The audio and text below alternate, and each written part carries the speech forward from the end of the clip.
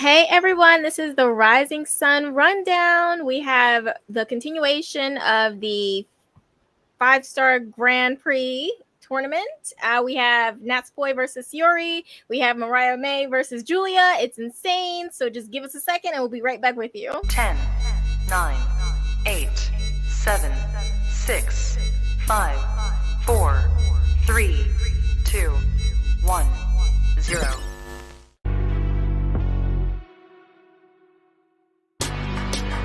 Women's Wrestling Talk, the #1 women's wrestling show on the planet.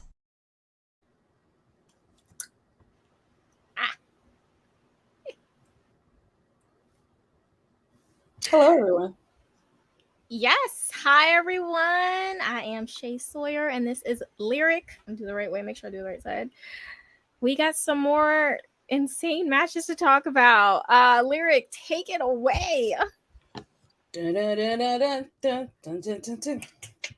still like in Beyonce mode. I saw Beyonce this weekend, y'all. So like every chance I get, I start singing "America Has a Problem." All right, we're in 5-star Grand Prix, guys. So there's been a lot of matches. Shout out, I will say, I know I get on them a lot. Shout out to Stardom World. Y'all been on it lately with these uploads. You know, I typically be on y'all because y'all be taking y'all time, but for the 5-star Grand Prix, I honestly felt like y'all going a little too fast. We got 3 uploads this week. It was like, oh my gosh, I kept having to like go back and watch more and more stuff, which is fine. Great matches. Starting off on, what was that, 8-5? 8-5. There was AZM versus Mirai. There was Suzuki versus Starlight Kid. There was Saori Anou versus Micah. Yeah, I will say the AZM versus Azumi versus Mirai was fairly good. You know, I had the same criticism of Mirai that I always have of Mirai, that her opponents outshine her, which is kind of sad for her to be the Wonder of Stardom champion, put the white belt back on Mina Shirakawa next. Azumi, this was a very, very, very good match for her. Very great showing. I like the new blonde hair on her. It looks good. And I just think that she's just a full package. If she's a real ring general and she's only 20 years old, that's absolutely insane. What did you think of that match? I actually highlighted this match as one of my favorites just because Azumi was just so quick. I love that. I'm like a fan of like that fast-paced stuff. And also I'm glad you talked about the hair because I was like, I feel like you had brown hair last time I saw you. But I was like, I love it. It's so cute. And it just kind of like, why am I talking about all this hair? Sorry. But anyway. I'm here for it. I'm like going into detail, like, you know, it brightened up her face. It brought but no, I really loved it. There was like a roll up from the ropes into a submission that ate so bad by Azumi that it was just so crisp. And then I felt like for a good portion of that match, like Azumi had like the upper hand for like the good portion of the beginning, and then kind of like that double stomp to the chest. Oh, I love that. It was like, ooh, so good. But you know what, Mirai, I could tell she was tired. There's no R, tired of Azumi. But I was sad that Azumi lost, but I thought it was a really, really good match, and I really, really enjoyed it. I want to see them again. Yeah, what I will say is that Azumi is high speed wrestling. She held on to, if I'm not mistaken, she is the why is Mariah a champion? Why would we say that? Mariah is absolutely fabulous, and she's been doing a great job in Stardom. Yeah, I don't know why you would ask that. Moving on. Like I was saying, Azumi is high speed wrestling, and I think if I'm not mistaken, she was the longest reigning high speed champion in Stardom history, which makes sense because she is Speedy Gonzalez.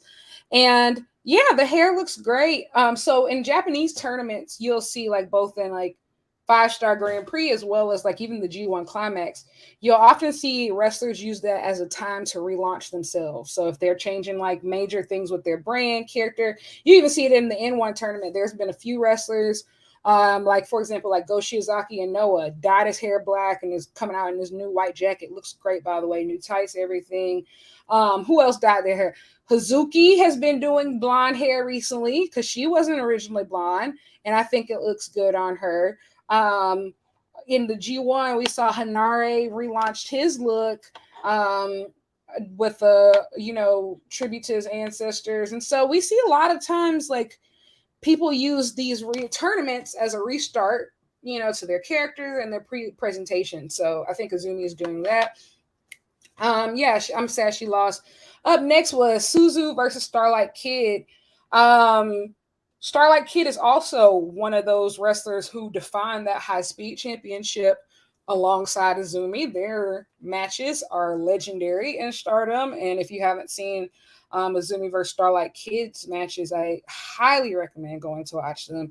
But Suzu Suzuki is absolutely insane. I love her.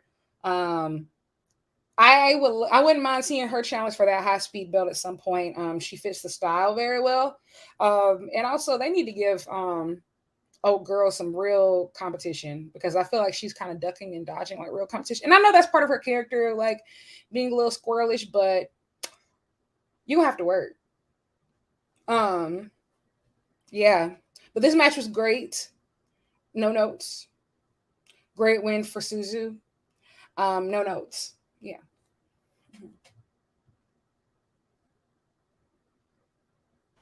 Oh, okay, you wanted me. Sorry. I should have said that. How do you feel?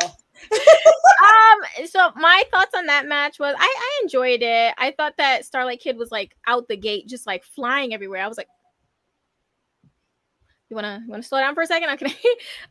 When Starlight Kid grabbed the chair, I was like, oh my god, unhinged human. But then obviously Suzu was like, okay, you wanna play like that? Watch this.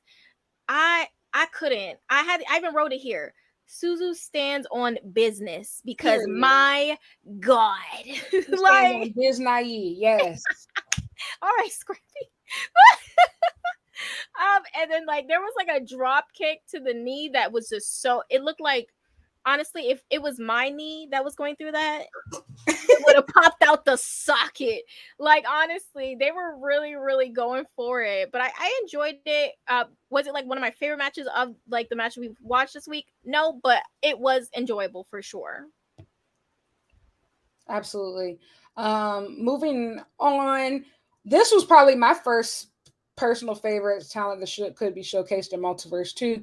Only problem with that is that Stardom does have a show scheduled for that day. Currently Julia is not scheduled for it, and currently Mai Sakurai is not scheduled for it. I'm not sure about anybody else, but I know that Stardom has a show that weekend, so I'm not sure who's going to actually be available to wrestle. But I would love to see them, any of Stardom talent, be showcased at Multiverse United too. But yeah, one of my personal favorite of that particular night, Saori versus Micah. Whoa. Like, this went to a time limit draw. These two are absolutely insane. Two, also, I found out, just for context, apparently the air conditioning in there was broke. And so everybody was like hot as hell. And so, that water spot in the match, they start pouring water on each other. They was really trying to cool off.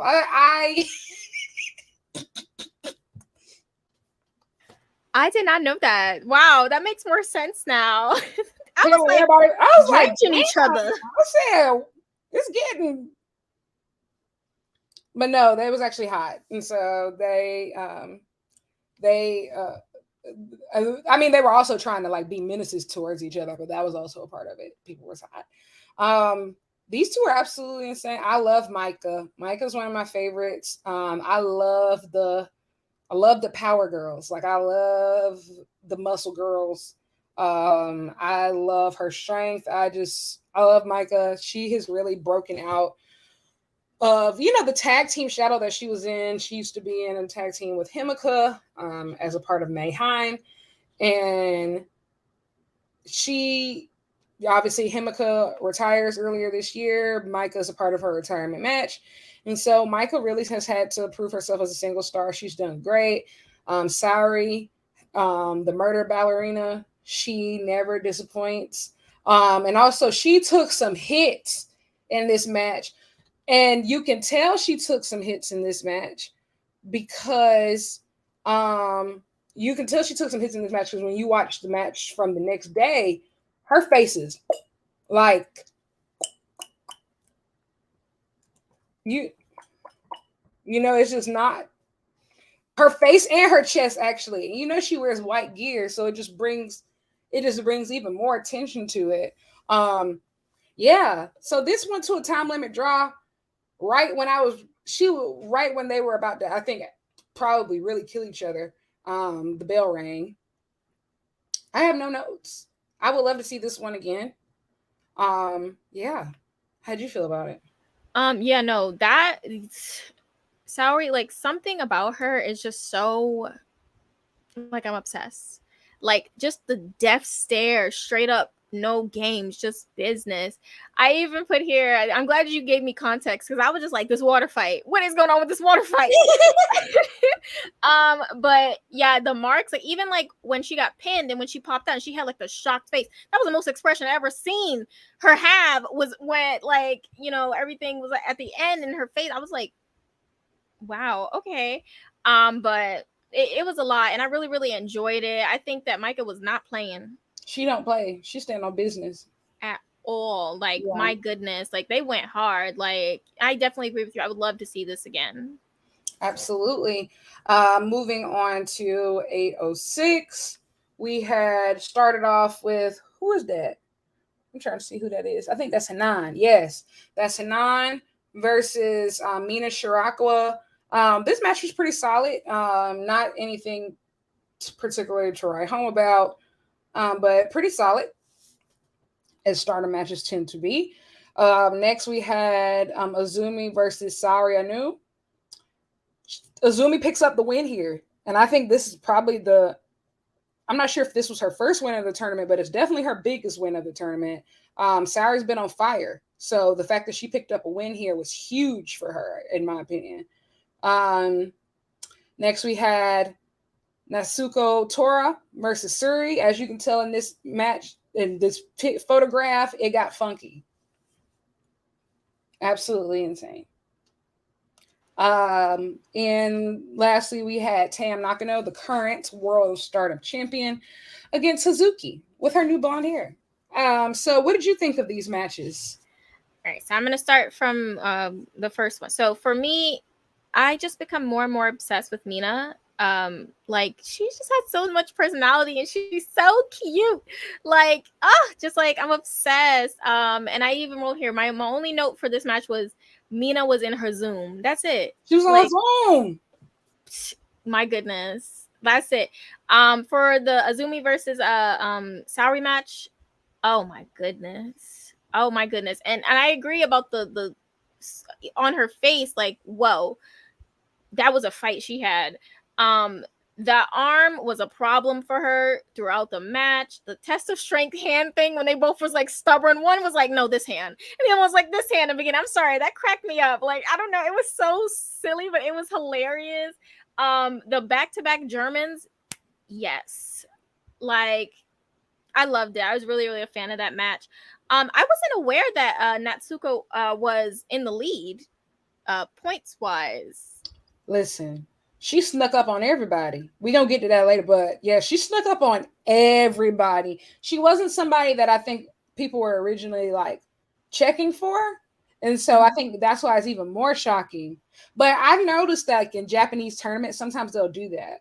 Like sometimes they'll do that. Like, so for example, like even in the G1, Jeff Ka was leading everybody in D block for the longest. And he wasn't nobody that anybody was great wrestler, but like nobody that, not a person that people were like particularly checking for. So like I think sometimes in tournaments, like they'll do that to kind of throw you off on like who the winner can be, to try to like, you know, to convince you that it could be anybody, like, you know, add to the unpredictability of it. I could see that. Yeah, because that shocked me when I was looking at this. I was like, okay. But Natsuko was definitely on that time. But Saori, scares me. That's all I can say. Scares me. And the cannonball, Real killer. for real. And the Tam Nakano versus a Hazuki match. They were just so fast. Like that's literally what I just put. They're so fast, and that bridge German from Tam was just so pretty, and it was just like Hazuki was not going down without a fight. I loved the ending, kind of towards the end, the innovation with the pins. I thought that was so cool. So I really enjoyed this match as well.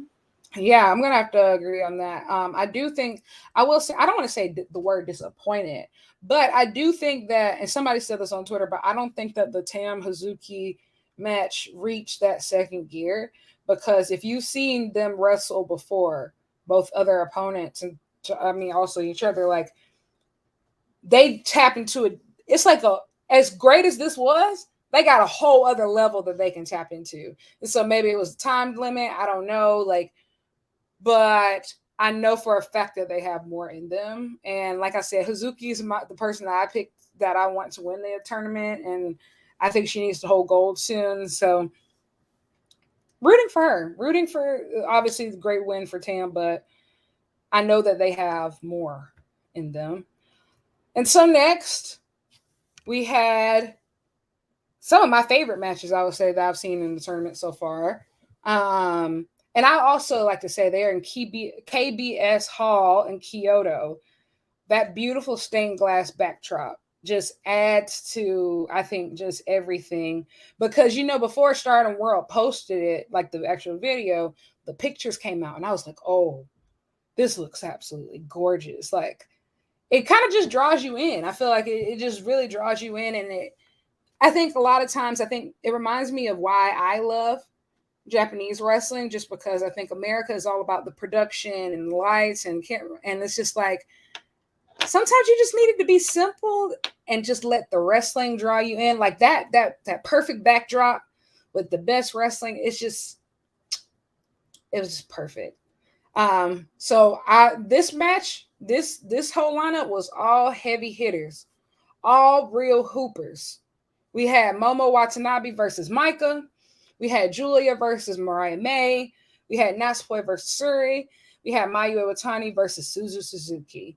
I have my own thoughts on this match, but I'll save mine. What did you think? So for the Momo versus Micah match, I just had to say Micah, just the look of her, like she's so fire, like just so fire. I just have to say, very vicious working on the arm throughout that match. I will say Momo, I was working on Micah's arm. That one kick, wow, ouch, my goodness. But then like Micah's still doing like these impactful clotheslines with that arm after how much that like Momo worked on it. I was just like, these people they're not human. They're not human.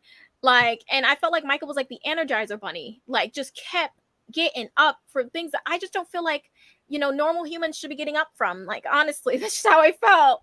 And the reverse pin at the last minute by Micah after getting dropped on her head shook me. Like, oh my gosh. So I was really into that. Suri versus Natsupoi. That was my favorite match. Like, so freaking good. And it felt like they were really trying to beat the life out of each other. I loved at the end that they were like, we need to see it again. And you know what?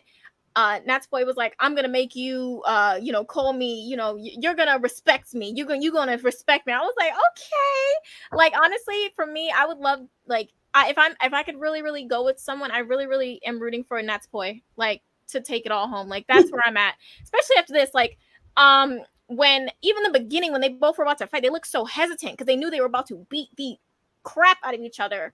Like, the kicks to the back from Saori were so insane. The German outside out of nowhere by Natsupoi after getting beat for like 2 minutes by Saori. Like, it just didn't make sense to me. Saori. It was just insane. And then from the top rope into a submission, my goodness, Saori is just not real. And the 2 kicks to the face, then the German by Natsupoi, like, it was just crazy. I was obsessed with this match. Mayu versus Suzu. Mayu, I love your hair. I just have to say it. Like, I just love it. Suzu was just so aggressive. The combo out of the corner into a drop kick and then a low drop kick onto the ropes outside. What? What's going on here? Like, it literally felt like Suzu was trying to break Mayu's arm at one point with one of those like moves. It was just so intense. Like, and did you want me to speak about Julia as well? Did you already kind of go over that one or no? Go ahead. Julia versus Mariah, so good. Like, Mariah was really bringing it. The Smack Fest, like, I don't know if you ever heard of Smack Fest from Hot 97. Smack Fest, that's what this was. Because oh my goodness, it was serious. I love the sling blade by Mariah at one point. Like, it just came out of nowhere. It was so good. Mina's voice in the background, she just has the cutest voice ever. I just love hearing her voice. Like, I could listen to her. She had a podcast, just like talk. I'll listen. I will listen. Club Venus is here. So I'm obsessed. But I love the respect at the end, and they really gave it to each other. But yeah, like, I was cool with Julia winning, but I also really, really like Mariah May as well. Yeah, no, cool. These matches, like, I have nothing bad to say about any of these matches. Absolutely. Yeah, I loved these. I love this collection. Momo versus Micah. I was saying this before we went live. I absolutely love that match. I'm a sucker for a good house fight. I love the strong girls, like, and Julia versus Mariah May for New Japan Strong. I would like to see it as well. But yeah, Momo versus Micah. These two took it to each other.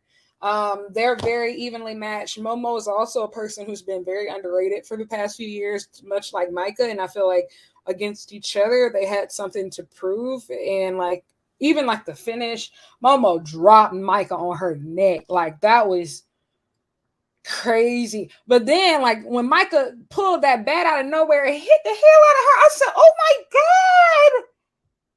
Oh my God. Why would you hit her like that? I said, boom. And then oh my God, she hit that riverboat special. She hit that riverboat swing. That's what I'm telling you. It was insane. Getting dropped in your head like that and not like folding. Dying? Yes, exactly that. No, that's a perfect way to say it. I was like, oh, this ain't no homemade. This ain't homemade at all. Oh, no. Absolutely not. Like, she was swinging. Like, I listen.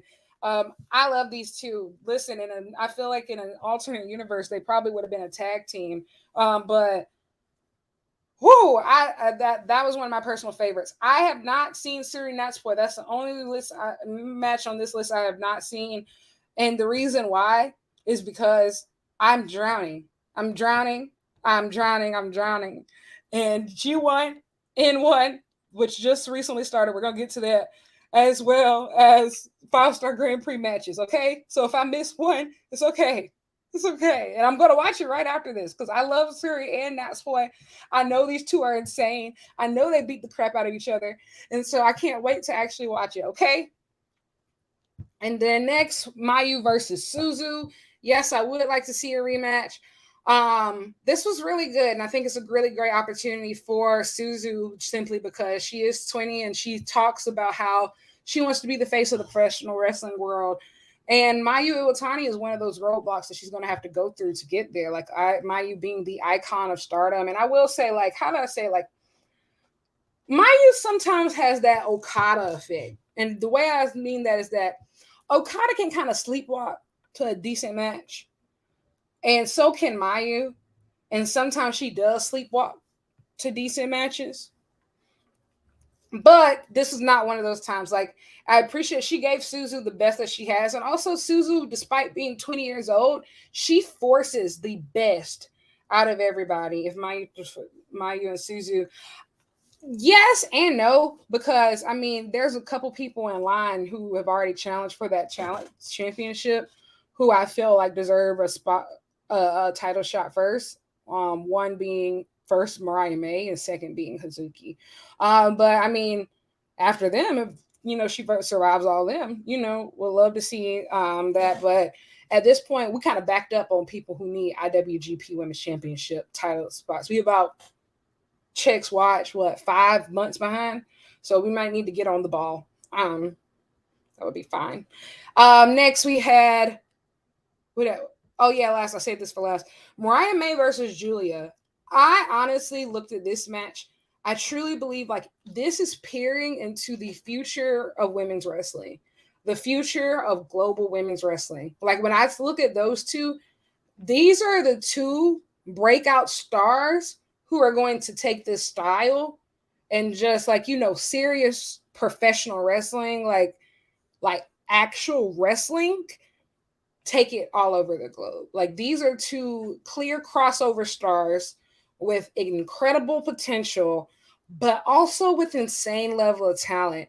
Mariah May deserves a lot of credit. She, on paper, could have been the perfect WWE diva, but she continues to be that person who challenges herself, who continues to like just step her game up, take it to another level, and go to Stardom and being with the best talent in the world. And Julia's a match that she's wanted for a long time, and no, she didn't win, but she definitely kept up. She held herself to that standard, and as you can see, Julia respected her for it. And Julia does not do that after all of her matches. She does not do that with all of her opponents.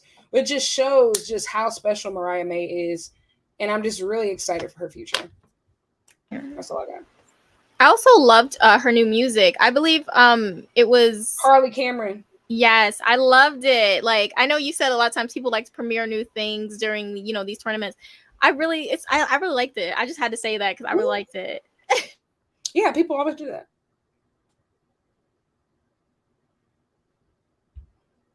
I think it's time for a commercial. It is. Oh my God, you're so right. This is the most right you've been ever. Not gonna hear you. I hope. Hey peeps, TK Trinidad here, boss lady of Women's Wrestling Talk. And I want to say thank you so much for watching because you've got millions of options. Plus, you don't have to worry about sharing your password to check us out. But while you're here, hopefully you know we have so many more shows to watch, like Turnbuckle Glam, Raw post-show, WoW post-show, AEW Dynamite post-show, Women's Wrestling Army post-show, NXT post-show, Impact Wrestling post-show, AEW Rampage and SmackDown Live post-show, On the Scroll, ROH post-show, WWT Live, plus all of our interviews with the hottest women's wrestlers in the game. Make sure that you like, comment, and subscribe. Check out our website at www.talkpod.com and follow us on all social media platforms at www.talkpod, and make sure to spread the word. That means send this to the group chat. Yes, even the person with the green bubble. Thanks again so much for watching Women's Wrestling Talk, the #1 women's wrestling show on the planet. Ciao for now. All righty, so going through with the 5-star Grand Prix. This are the current standings through August 6th. So this does miss the August 8th show. So we are currently at leading out of Red Stars is Natsuko Tora with 6. And there's a 3-way tie for first in Blue Stars with Mirai, Mina Shirakawa, and Saori Anou. So that's fun. That's what we got. Shay, I need you to talk for a little bit while I go get my charger. Of course. Yeah, so I think like if you add in the I believe I think Julia is in the lead now for I think for Blue Stars. If you add that in. And then Red Stars, obviously you said was let me see, Natsuko. Yeah, so I mean, again, we already talked about how shocked I was about how kind of Natsuko kind of snuck in and kind of like got to the lead. I was shocked about that when I looked at the points. And then with Julia, it obviously makes sense because I've been saying from the beginning, I feel like she's like a front runner, but I still am pulling for Natsupoi. Let's go. Absolutely. Yeah, I think that Julia's always a threat. I think as long as she's in Stardom, in any promotion she's ever going to be in, she's a threat, period. Like that's just her. That's just who she is. Yeah, Julia. Yeah, she'll have 5. Yeah, after that win because who else? Sorry, she lost. Momo won. That only puts her at 4. So yeah, Julia's now ahead in Blue Stars. So yeah, that's where we are. Rooting for Julia to win Blue Stars and rooting for Tam to win Red Stars. I don't think that's going to happen. And this is the why I don't think that's going to happen. They're not going to run Julia versus Tam again. You know how many times that match has been done? I think they perfectly put that feud to bed for the last time, at least the last time in a long time, at the April 23rd All-Star Grand Queendom show. Tam finally defeats Julia. She wins the red belt. We finished the story. I don't think we need to reopen the book. I don't think it's going to be Julia versus Tam. I'm going to be honest. Right now, if it's literally anybody, I think there's a better chance of Julia versus Natsupoi than Julia versus Tam. But just my opinion. What do I know? Moving on.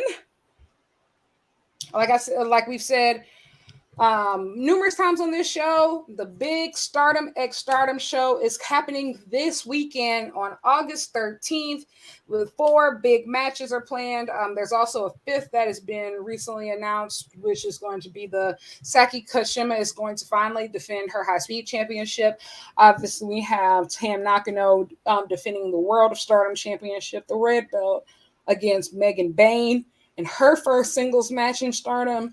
We have Mayu Iwatani in her first title defense of the IWGP Women's Championship against Utami Hayashishita.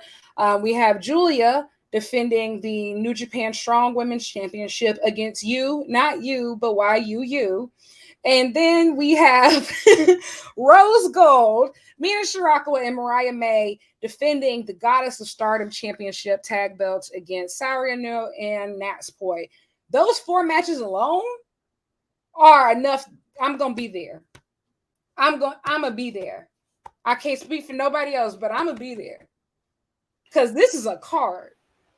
And everybody who says, oh, we need more women's wrestling, I want there to be more women's wrestling. Women's wrestling is happening. So you want good women's wrestling? Come to Stardom. Great stuff happening here. Will you be watching?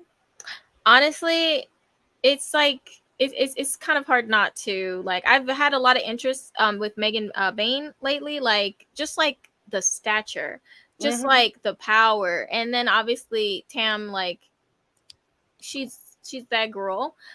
So yeah, definitely. And then I'm really torn. The tag match, like honestly, I can't. Oh, like no, that's all my favorites together. Like, why are you fighting? No. Let's put our hands together. Wow, they really did put all the faves in one match. Like, that's crazy. You know, I just hope both teams have a good time. Yes, honestly. I just hope everybody has a great time. And also, Megan Bayne is like really built like a white Megan Thee Stallion. Has anybody noticed that? That's like the highest compliment I can give too. Like, that's the highest compliment I know how to give. I wish somebody would give me that compliment, but you know what? I'm a little bit far off. I'm tall are you? I'm like 5'4". It's not gonna happen. Oh my god! It's not gonna happen for me. Oh my god! Yeah, she is. Yeah, she's really built like a white Megan Thee Stallion. It's really intimidating. She's gonna go far. Yes, women's wrestling happening. People just have to find it. It's gonna be great. And moving on, the N1 Victory Tournament. The next tournament, I'm not going to go too deep into this because I ain't gonna lie, they're pissing me off already. But this is just what you need to know. There's an N1 Victory Tournament happening over at Pro Wrestling Noah, over in A Block. These are the people that are worth watching. You have Jake Lee. He is the current GHC Heavyweight Champion. Earlier this year, he came over to Noah at the New Year show. And for some of you maybe have watched that show. That was the show that Shinsuke Nakamura came to wrestle the Great Muta. But he debuted, coming over from All Japan, and basically he's been undefeated ever since.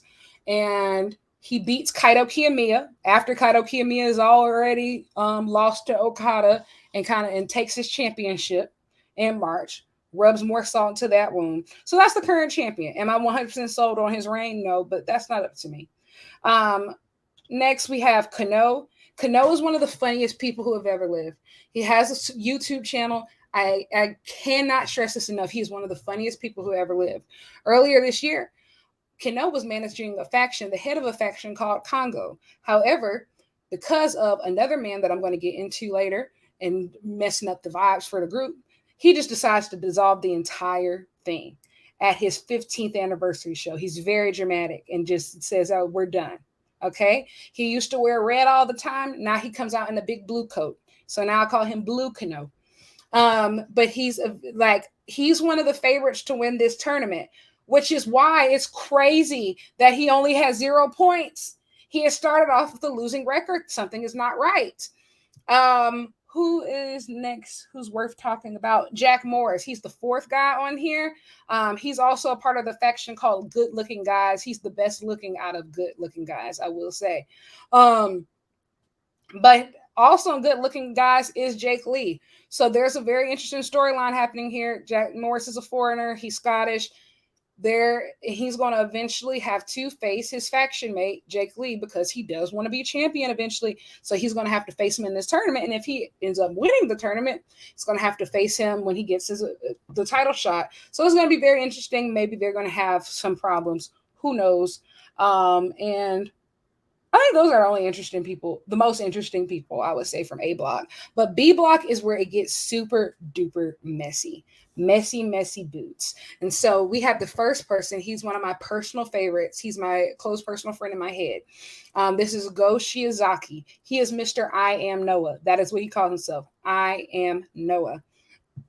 What you need to know is he is the mentee of the great Kenta Kobashi. He used to team up with Mitsuharu Misawa, who's the founder of Pro Wrestling Noah. What do you need to know about these people? These are the people that Eddie Kingston talks about all the time as his heroes, okay? Parts of the 4 pillars of heaven. And so Go Shiozaki has been the face of Noah. During the pandemic, he really put the company on his back with his title reign. He was injured for most of last year, recently returned from injury. When he returns in his return match, he loses to his old tag team partner, that man that I was talking about, Katsuhiko Nakajima, who turns on, who decides that after Go loses the match, they're going to reform their old tag team, Axis. Axis is the most, actually, I can't say that here, but they're my favorite. They're one of my favorite tag teams, and they're so messy. They have a lot of problems, but they stick together, whatever. But Nakajima, he was in Congo. So he was in Congo with Kano, but he leaves and said, I don't need you no more. You know, we're back together. And so Kano is like, oh my God, too stunned to speak in the ring. In the ring, everybody has their hands over. Like, I can't believe you did that. Doesn't care. Kano just, they leave the ring. Go Shiozaki and Nakajima are back together. They're saying Axis is back. They selling t-shirts again. Let me tell you something. The ladies love Axis. Like, they have broken so many like merch sale records and stuff because I am one of them. I am an Axis enjoyer. I watch all their interviews, all of this. But anyway, Nakajima is a former 3-time winner of the N1 Victory Tournament. Go Shiozaki has never won the tournament, even though he has been a champion before. Both of them have been champions before. Even though they've reformed their tag team, Go Shiozaki has made it clear that this time around, he is not playing backseat to anybody, and he wants to be Mr. I Am Noah again. And he's been the one on this big heat streak. He just had that sold-out show at Korakuen Hall. You might have heard of the match that everybody's been talking about. It was the same weekend as Slammiversary on One Night Dream versus Kento Miyahara from All Japan. Very, very high-profile match. He won it. Great momentum. However, he started off the N1 tournament with 2 losses. Go Shiozaki started off with 2 wins. And Go Shiozaki is currently the oldest person in this tournament at 41 years old. So he has a lot to prove, but he's been killing it.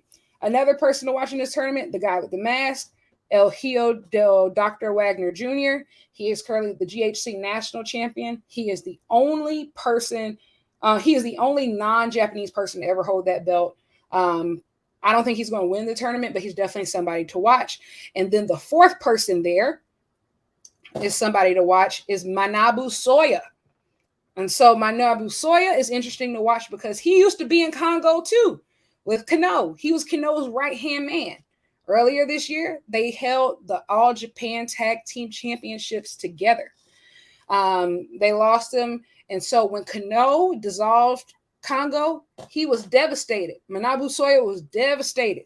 He really didn't even have an identity of his own. He had dyed his hair red for Congo, had all red gear, but now he's been finding himself.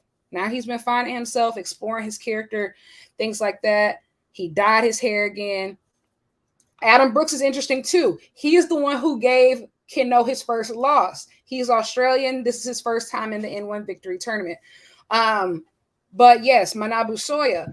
So, you know, nobody was checking for him originally in this tournament, but he done turned up on everybody.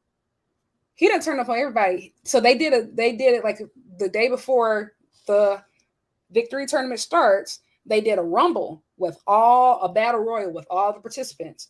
Guess who wins? Manabu Soya. Now, this was also interesting because Go Shiozaki, he eliminates both Nakajima, his tag team partner, and his tag team partner's old tag team partner, Kano. It's very, very messy business. I've been enjoying it all. And so these are all interesting people to watch. Manabu Soya and Nakajima, keep in mind, Nakajima left Congo to go get back in Axis. That was who Nakajima lost his first match of the tournament to, Manabu Soya, in a great match. Excellent match. I highly recommend people go watch it. So this is where we are with the N1 Victory Tournament. Currently, you have, obviously, in A block, you have Jake Lee, the champion, leading. And then in B block, you have Go Shiozaki leading. And I would also like to say, Jake Lee has basically ran through almost all of the top guys in Noah as far as beating them. He's beat Kaito Kiyomiya. He's beat Segura. He has beaten Naomichi Marufuji. He's beaten Katsuhiko Nakajima. The only two top guys in Noah he has not beat are Kano and Go Shiozaki. And so I think my pick to win, I think it's going to be either Kano or Go Shiozaki. But honestly, because Kano hasn't put any points up on the board yet, and Go Shiozaki has had such a hot start, plus I'm like kind of obsessed with him, I'm going to go with Go, Mr. I Am Noah. That's who I'm rooting for. I'm a big Axis fan. So honestly, I feel like you can't go wrong with, Nakajima doesn't need to win it again. He's won it 3 times. I want Go Shiozaki to have the world. He's the best. So that's where we are with the N1 Victory Tournament. Stay tuned. If you want to keep up with that, you can go on Wrestle Universe. Subscribe to Wrestle Universe. It's about $6.55 a month. And that comes with DDT, Noah, as well as TJPW and Ganbear Pro. Very great value. Next, this weekend also marks the semifinals for the Tokyo Princess Cup for TJPW, also available on Wrestle Universe. So you can get both of these tournaments all for $6.55 a month. It's a really great deal, guys. And so we have Rika Tatsumi versus Yuki Kamifuku. And we have Miyu Yamashita versus Yuki Arai. And then they will do battle on August 12th. And then the last match will be on August 13th. And the winner will face the current Princess of Princesses champion, Mizuki. They'll get a title shot. So that's where we currently are in Tej land.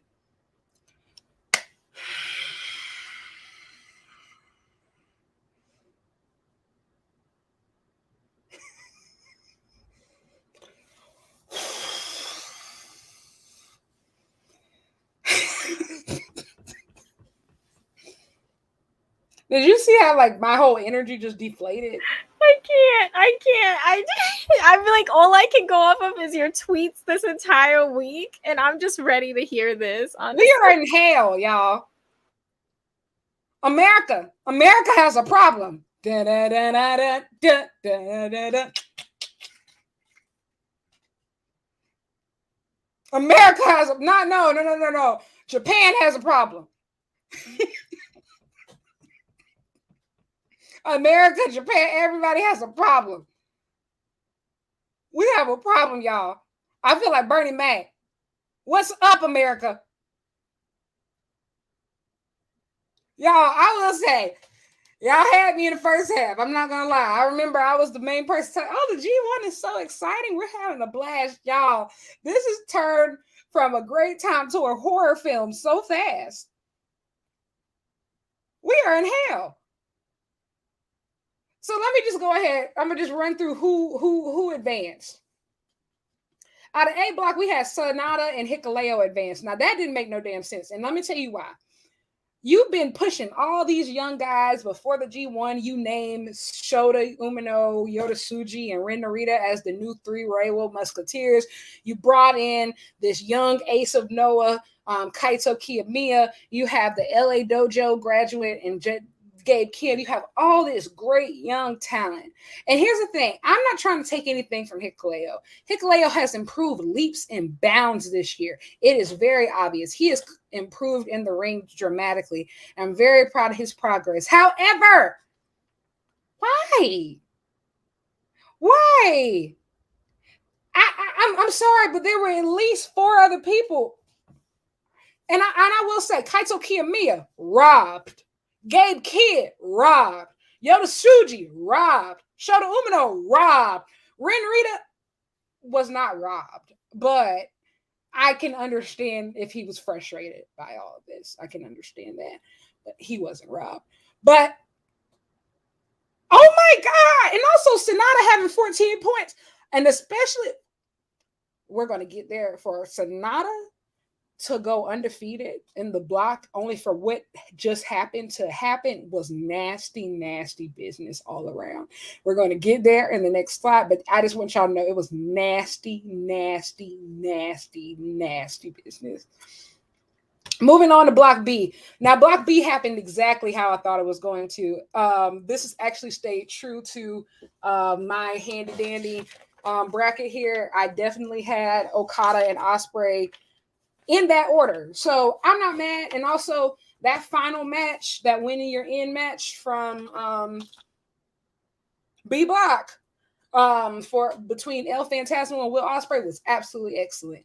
It was excellent. It was one of the best matches of the tournament. If you haven't seen it, I recommend you go watch it. Also, shout out to El Phantasmo. He did not win, but I feel like this was more than winning for him. He had a lot of bridges that he needed to mend and fences because, you know, he used to be in Bullet Club, used to be a bad guy. Now he's a good guy. So he's trying to get everybody to forgive him for all the stuff that he did as a bad guy. And so his old friends who used to be in Bullet Club but got kicked out of Bullet Club, they took him back. So I think he's a member of Gorillas of Destiny now with Tama Loa, and Hikuleo. See, I knew he wasn't going to win just because Will Ospreay has been on a whole other level. Like, respectfully, I love El Phantasmo. I'm saying this as an El Phantasmo fan. You can't let this man beat Kenny Omega and Okada in a month, then lose to El Phantasmo. It don't work like that. And I say this as like ELP stan, like love him, think he's awesome, but let's be for real. Yes. So yeah, B block went how it was supposed to go. C block, no, I'm going to go straight to D block and then come back. D block. Now D block actually ended how I thought it was going to happen. I would like to give a shout out to the old heads. Like, I like to give a shout out to the old guard of New Japan. Tanahashi and Naito, y'all had yourselves a match. They had a match. They turned back the clock like it was 2012. And Tanahashi was jumping off of everything. He did an aces high, jumped off the turnbuckle to the outside, popped right back up. That 46-year-old man went back up to the turnbuckle, jumped again. Then he goes back up, jumped again. No hesitation, no nothing. All that people, everybody who was calling him washed at Forbidden Door and Collision, all that, shut up. He did what needed to be done. Did he win this match? No. But Tanahashi ate, and I should have known he was going to eat because in his backstage comments the day before this, he said, not so nice Tanahashi might need to make an appearance. He said, I know I'm not going to win the tournament, but I need them to know who I am. Period. And also Naito's another person who likes to breeze through at this phase of his career. And these last couple matches, these people been making him work. Tanahashi been making him work, and Zack Sabre Jr. made him work. He had to earn his way in, and so I respect it. Moving on to C block. Nasty, nasty, nasty, nasty, nasty, nasty, nasty business all around. Nasty. C block was originally one of my favorite block. As I've said on this show over and over and over again, I love my favorite brand of wrestling is like hard hitting hardcore. C block was already labeled as Murderers Row. This is where the real killers hang out. Like this is the hardcore people. Rah! Like this is it. And you see all these great names. How do we go? Tomohiro Ishii is in this block. Shingo Takagi is in this block. Mikey Nichols pulled up in this block and exceeded all expectations. Hanare was in this block, exceeded all expectations. Eddie Kingston was in this block. And you know what? I just would like to say, I'm not mad at David Finlay.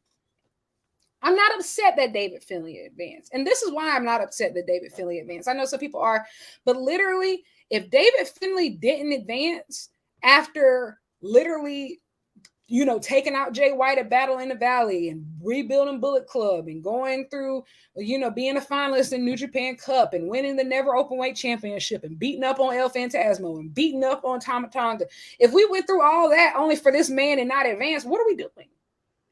So I can live with David Finlay advancing, but what I can't get jiggy with is the fact Evil, and not only did Evil advance, the way that y'all had him take out my Shingo Takagi with all these people showing up, it was just chaotic. And especially I woke up, for Westerners, for us to be able to watch this, we got to get up early. So you mean to tell me I done missed out on my good sleep? I'm thinking that, Shingo about to win some. I just knew. And also, I already don't like how Shingo be treated anyway, because I think that he needs to be up here. In my mind, he's on the same level as the Okadas, the Ospreys, the Omegas of the world, Daniel said all of them. So I already want more for Shingo. But the nasty way that y'all had him go out was filthy. I did not like that. It was nasty all around. It was nasty business. That's the only word that I have for it. It was just nasty. You mean to tell me you have Shingo fighting off all these people, House of Torture coming out, they beating on him. And then you have Yota Tsuji and Bushi come. I think that they going to even the odds because they in, Shingo's fashion at LIJ. But then they start getting beat on too. And then all of a sudden you have what's my favorite? Hiromu Takahashi come out of nowhere. We haven't seen him, obviously, because this is a heavyweight tournament. He's a junior heavyweight. So I said, I just know he's going to come save the day. If Hiromu's here, all is well. And then, bloop, low blow, boom, we're in hell. Evil wins. Yes. It was very nasty. And you want to know what's crazy? You want to know what's crazy? It didn't end there. It only got worse. And you know what? I would just like to say this. For the quarterfinals, every match was good except for one. Guess who? I would like to say Hikuleo versus Tetsuya Naito. Was it a 5-star classic? No. But they did what needed to be done. It was a very good match. Much better than I thought I had originally expected. And so Hikuleo, even though you're not the person that I wanted to advance, I admire you for putting on a decent performance. You showed up. Listen, that's one thing. I'm not just a hater to be a hater. If you actually perform, I'm gonna give you props. Hikuleo, he showed up. Tetsuya Naito, he showed up. Will Ospreay and David Finlay, excellent match. Excellent. Will Ospreay always brings the best out of David Finlay. Always brings the best. They have great chemistry. They always have, and they always will. Excellent match. Kazuchika Okada versus Zack Sabre Jr., excellent match. The only thing that I would change about that match is that I wish that Zack Sabre Jr. won, but it was so good that you won't even hear me complain about it because it was actually a good match. But you want to know what I can't say that about? Sonata versus Evil. And I want to talk about this because you had Sonata rack up all those points, beat all the young guys, literally beat everybody, go undefeated the entire tournament, 14 points. Even Okada didn't have that many points. You had him get 14 points and lose to Evil? The world champion lost to Evil? We are in hell.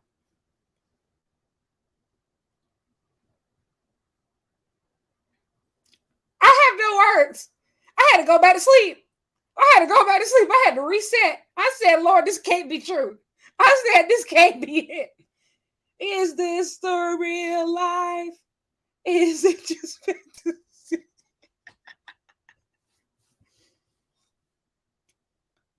I mean, hello.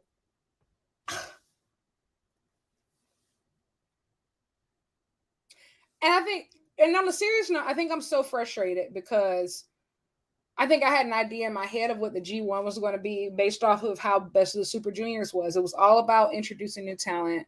It was all about, like, you know, bringing just new talent to the table. It was all about, you know, shedding a light on faces. It was all about wrestling quality. So the point, like, none of my favorites that I originally planned to win the Best of the Juniors tournament, none of them advanced to quarters. However, the match quality was so good, I literally fell in love and made new favorites over the course of the tournament. And that's what's supposed to happen.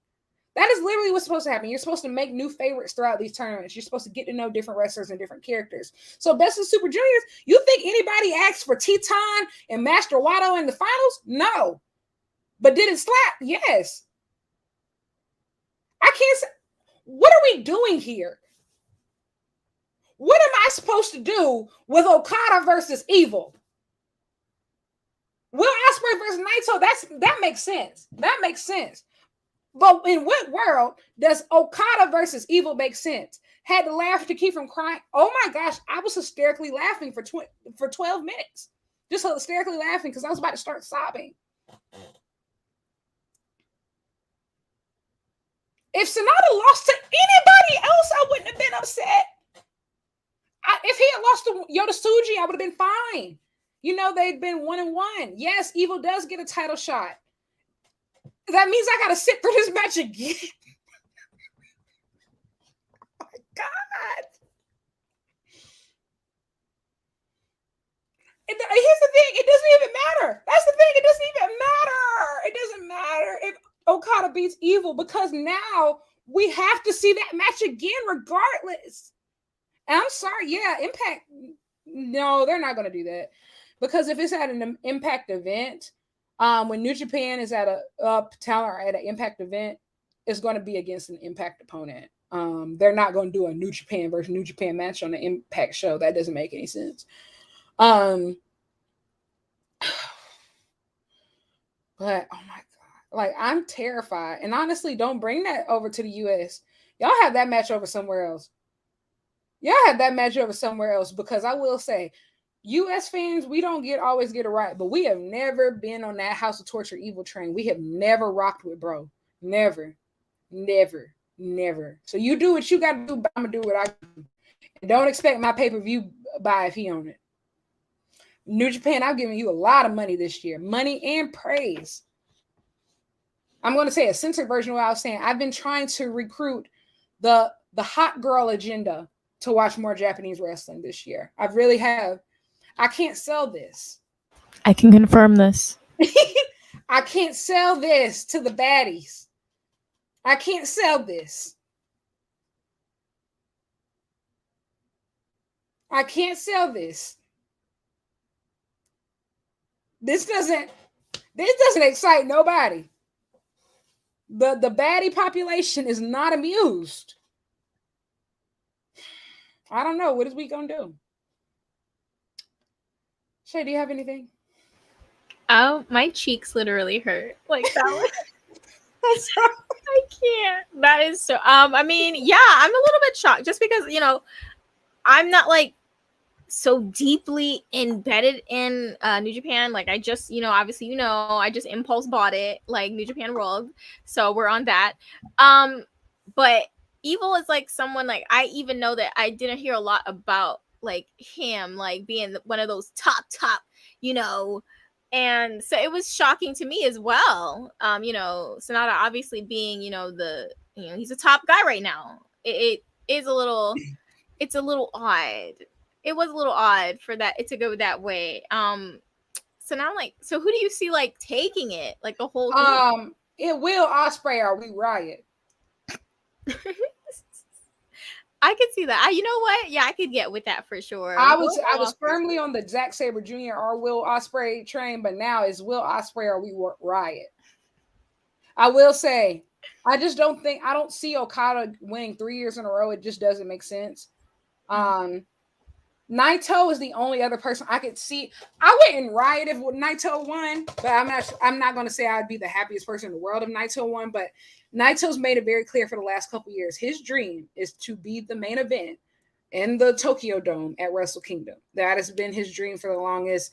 And honestly, he's running out of time. He's 43 years old and he's running out of time. Seriously, like, just to be quite honest. And if he doesn't get it done this year, he probably never get it done. And also, I will say, I think Naito winning is spinnable. And the reason why I say it's spinnable is, especially if Sanada is still champion, they have a history there because earlier this year, during the New Japan Cup, in the middle of the New Japan Cup, Sanada leaves LIJ, which is headed by Naito, to join just 4 guys, make it just 5 guys, you know, that faction. He changes his whole look. He shaves all that blonde stuff off his face, dyes his hair black, comes out in his new Jade Cargill attire, and he wins the New Japan Cup and then beats Okada for the IWGP Heavyweight Championship. And so he is also like, he kind of like finished his story by joining another faction. And also, he always felt like he wasn't supported in LIJ because LIJ to that point had always been known as like a collection of individuals rather than actual team. And Sanada leaving made them a team. So as you see, when one of them gets beat up now, they come and run out and help each other, and they corner each other for each other's matches. And so that would be an interesting dynamic. It wouldn't be my favorite, but that's spinnable. You can sell that to me. And I can sell that to people. I can sell Naito versus Sanada. You know, I can sell Naito. I can sell Will Ospreay, you know, winning the G1 Climax, becoming the second foreigner in this century to win. The only other foreigner who's ever won the G1 Climax in this era was Kenny Omega. The only people who have ever won it in the past era is Andre the Giant and Hulk Hogan. So I can sell that. I can sell those two. Even though kind of if he went again, somebody else would just have to drop the title and just face him. He just needs a new opponent. But I can't sell Evo. I can't do that. Speaking of just 5 guys, yes, Doki versus Sami Callihan. I'm not super excited about that match. I'm going to be honest. I don't think that their styles match. Doki's very much so junior heavyweight high flyer. Sami Callihan is like this, you know, heavyweight brawler. I don't think their styles mesh, but I love Doki. I love Doki. I think Doki's absolutely amazing. Doki showed out in the Best of Super Junior. So, hey, I always just love seeing Doki. You think we'll see Zack Sabre Jr. wrestle at All In? We better. I'm going to be in London, so we better. Or somebody finna hear from me. We better. That's all I got for you. I swear, this is like the best, like... The way you break it down, I'm sorry, it's so funny. Like, I can't. This is... I'm sad because everyone I wanted to win was like, just like knocked out. It's just like, no. Girl, you! I know it was a dark horse, but I was rooting for Shane Hayes or Alex Coughlin. Oh, yeah. That was dark. That's a dark horse. Woo! Now, yeah. Now, I ain't had no, yeah. Honestly, I think I'm just bad luck right now. So I'm just going to start rooting for people because everyone I've been wanting to win for the past like 3 weeks has been losing. Like, and this is just across the board. It's not even just here. It's across companies right now. I'm just going to stop. I feel like these bookers are starting to feel themselves because wrestling is in a boom period right now. And if you think it's not, you're just a hater or you're a liar. I don't know. Maybe both. But all wrestling, from Impact to WWE to AEW to New Japan to Noah to indie wrestling. Wrestling is in a boom period right now. And I kind of feel like these bookers starting to feel themselves. They think like, oh yeah, like they gonna eat this up regardless. So I can just do what I want. No, you cannot. You cannot. You cannot. You cannot. It's nasty. It's real nasty what's going on. It's getting really nasty out here. Y'all starting to just do what y'all want. I don't like that. It's very evil. No pun intended. It's very evil. Too soon. Too soon. But yes, guys, the quarterfinals, not quarter, semifinals takes place this weekend. We have Will Ospreay versus Tetsuya Naito. We have Evil versus Okada. Then the finals happens, 2 days after that, I think? Yeah. So that's where we are. Well, the G1. The G1 is almost over. And then, step into the bad side. You could just fully focus on Noah and 5-Star Grand Prix. And also, like I said, TJPW, their finals are this weekend. So luckily we have 2 major tournaments wrapping up, 2 more still going. But thank God there's no longer 4. Yes, thank God we have 5-Star Grand Prix at Stardom. And you know what? There's also nobody at Stardom that I hate, like with a passion. So like, even if you're not my favorite wrestler, I can pretty much be convinced about just about anybody to win the 5-Star Grand Prix at this point, which is a lot, which is something that I can't say for some of these men's tournaments. Because in one, there's about 10 people who can't win in my mind. G1, first of all, it's about 15 of y'all who shouldn't have been there in the tournament to start with. But we move. I can't.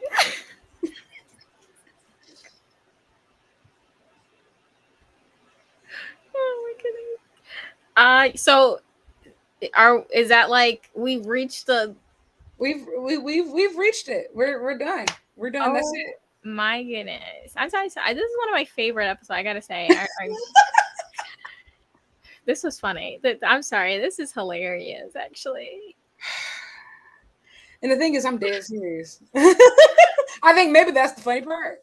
I'm dead serious. Like, I'm so upset. The way I was texting so many people at 6 a.m. Wake up, wake up, wake up.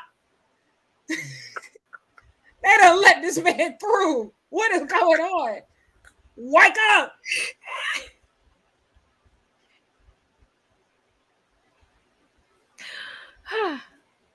My cheeks. Like, honestly, I'm just going to have them removed after this. But, okay, guys.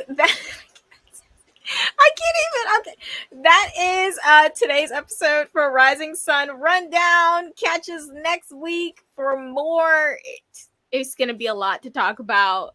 And I'm ready for it already. It's going to be good. Don't forget. G1 finals this weekend, TJPW finals this weekend, more N1 victory tournament tomorrow in Korakuen Hall on Wrestle Universe. What is the other one? 5-Star Grand Prix. Stay glued to Stardom World because these uploads are coming fast. So keep up or else you're going to get behind. I was shocked. They were booing them out. I was like, hey, they're moving. I'm happy about it. I was their biggest critic at one point, but I'm really proud. They've really been getting it out.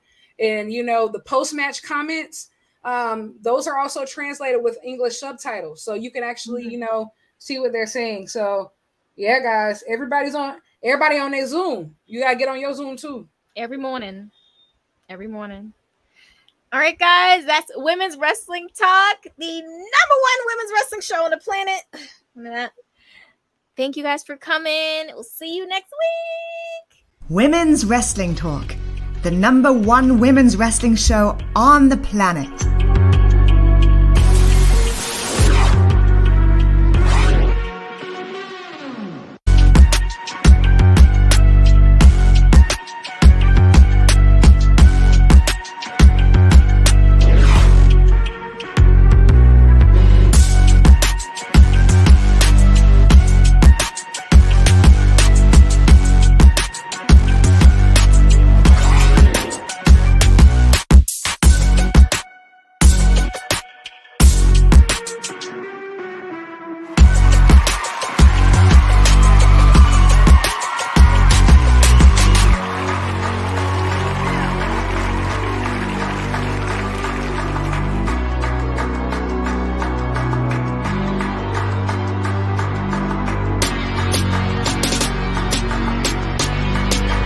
Women's Wrestling Talk, the #1 women's wrestling show on the planet.